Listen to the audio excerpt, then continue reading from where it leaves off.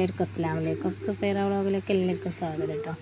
അപ്പോൾ ഇത് നമ്മൾ 12ാമത്തെ നോമ്പിൻ്റെ വിശേഷങ്ങളാണ് കേട്ടോ ഇന്നത്തെ വീഡിയോയിൽ കാണിക്കുന്നത്. അപ്പോൾ നേരെ വീഡിയോ കണ്ടു നോക്കിയാലോ, പിന്നെ ഒന്ന് സ്കിപ്പ് ചെയ്യാതെ ഒന്ന് കണ്ടു നോക്കണേ. അപ്പോൾ ഇതേ ഞാനിവിടെ ഉള്ളിയും ഇതൊക്കെ വാട്ടുന്നുണ്ട്. എന്തിനാണെന്ന് വെച്ചാൽ ഞാനിന്ന് മുട്ട പപ്സ് ആയിട്ട് ഇവിടെ ഉണ്ടാക്കാൻ പോകുന്നത്. നമ്മൾ വീട്ടിൽ വെച്ചിട്ട് ചെയ്യുന്നതാണ് കേട്ടോ. അപ്പോൾ ഇത് ഉണ്ടാക്കാൻ വേണ്ടിയിട്ട് നമ്മൾ ഉള്ളിയും തക്കാളിയൊക്കെ അരിഞ്ഞ് ഒന്ന് വാട്ടി കൊടുക്കുന്നുണ്ട് കേട്ടോ. പിന്നെ അതിലേക്ക് നമ്മൾ കറിവേപ്പിൻ്റെ ഇല, മല്ലിച്ചപ്പ്, പുതിന ഇതൊക്കെ ഉണ്ടെങ്കിൽ അതൊക്കെ ഒന്ന് ഇട്ട് കൊടുക്കുക. പിന്നെ ഇഞ്ചിയും വെളുത്തുള്ളിയും പച്ചമുളകും ചതച്ചത് ഇട്ട് കൊടുത്തിട്ടോ. പിന്നെ ഇതേ മഞ്ഞൾപ്പൊടി ഇട്ട് കൊടുത്തു.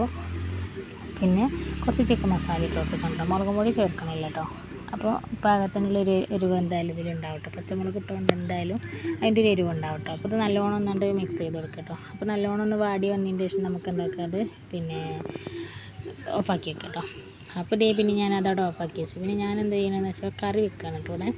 അപ്പോൾ കുക്കറിലാണ് വെക്കുന്നത്.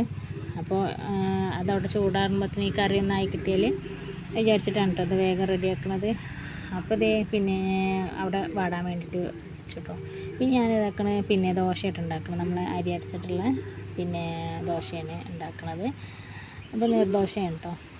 ഇതിന് സീയപ്പം ഒക്കെ പറയും, ഇനി വേറെ എന്തെങ്കിലും അപ്പം പറയുമെന്ന് എനിക്കറിയില്ല കേട്ടോ.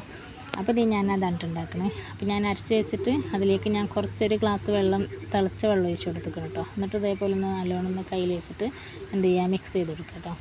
അപ്പോൾ നമുക്ക് പാകത്തിനുള്ള ലൂസിൽ എടുക്കണം കേട്ടോ. അത് എന്നാലാണ് നമ്മൾ ചട്ടിയിൽ പാരുമ്പോൾ അതിങ്ങനെ പിന്നെ നല്ല ഇതിൽ കിട്ടുള്ളൂ കേട്ടോ. അപ്പോൾ അതവിടെ ഇങ്ങനെ റെഡിയാക്കി വെച്ചു കേട്ടോ.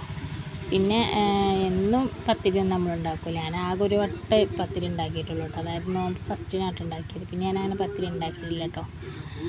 അപ്പോൾ ഇതേ നമ്മളെ പിന്നെ മുട്ട പപ്സ് ഉണ്ടാക്കാൻ വേണ്ടിയിട്ട് നമ്മൾ മൈദയും പിന്നെ ഉപ്പ് ഇട്ടുകൊണ്ട് നമ്മളെന്താക്കി കുഴച്ചെടുത്തിട്ട് പിന്നെ ചെറിയൊരു ലൂസിൽ നമ്മൾ ഇതേപോലെ ദോശ ചുട്ടെടുത്തിട്ടാണ് നമ്മൾ ഉണ്ടാക്കുന്നത് കേട്ടോ. അങ്ങനെ ഇതേ ഞാൻ ഒരെണ്ണം ഉണ്ടാക്കി കേട്ടോ.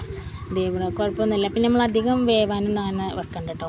അടിയിൽ നിന്ന് ഇങ്ങനെ പാനിൽ നിന്ന് ഇങ്ങനെ റൈഫാൻ്റെ ഇതിൽ നിന്ന് ഇങ്ങനെ വിട്ട് വരുന്നുണ്ടോ നോക്കിയാൽ മതി കേട്ടോ. എന്നിട്ട് നമ്മൾ എന്ത് ചെയ്യുക, ഓരോന്നിങ്ങനെ ചുട്ട് അങ്ങനെ എടുക്കുക കേട്ടോ. പിന്നെ ഇതേ കറീൻ്റെത് ഞാൻ ഉണ്ടാക്കാൻ വേണ്ടിയിട്ട് എടുക്കേണ്ട ചിക്കൻ കറി ഉണ്ടാക്കണം. അപ്പോൾ അത് വാടിക്കണം കേട്ടോ. ഇതിലേക്ക് പിന്നെ മസാലപ്പൊടികളൊക്കെ വന്നിട്ട് ചതവുകളൊക്കെ ചേർത്ത് കണ്ടതൊക്കെ നമ്മൾ ചിക്കനും കഴുകിങ്ങാണ്ട് ഇട്ടു കേട്ടോ.